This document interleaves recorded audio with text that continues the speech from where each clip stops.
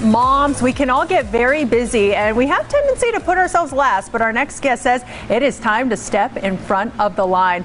Welcome Desi Bartlett to the show. Desi, so great to see you from beautiful Hawaii. You got to tell us, how do we set these healthy boundaries with our time? It's such a great question. So I have been working with two beautiful co-authors, Andrea Orbeck and Nicole Stewart, on a book called Total Body Beautiful for the last 2 years. And so we have really had to learn how to set boundaries with our time to write a book together.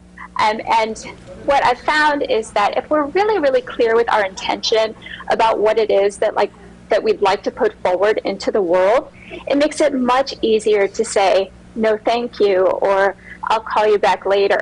So one thing I'd like you to protect is your valuable time. And when you see the phone ring, if your first instinct is to go, uh-oh, that's going to be half an hour of my time, that person is going to talk my ear off and not even ask how I'm doing, I'm going to invite you to either let it go to voicemail or to pick it up and say, hey, can we talk another time? I really can't do this right now. That is a great tip. Another tip that you offer in the book is about staying present. Tell me a little bit about that. Yeah, so we really wanted to focus on mental, physical, and emotional health.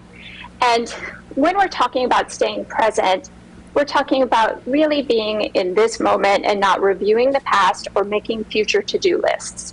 And an easy way to anchor yourself in the present is to simply watch your breath. Take a long, slow, cleansing breath, and it brings you right back into the present. And if you're still feeling like, oh my gosh, I have this, big to-do list, if you simply try to stand and find your balance on one foot, I know it's sort of a silly little hack, but if you stand on one foot for 10 seconds and then try the other foot for 10 seconds, you can't think about that to-do list. It'll bring you right into your body. I'm literally doing that right now as we speak. Let's talk about your third tip, and this is great. It's about movement, right? Yeah, so we want to try to get a little bit of movement every single day. That's what our bodies are designed for. And so what I'd like for everyone to do is to make an appointment, especially busy women. We always put ourselves last.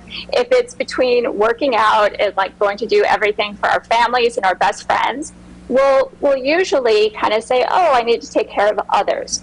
But there's something called exercise adherence. It's just a fancy way of saying that you stick with it. And the way to stick with it is increased by 50% if you have an appointment.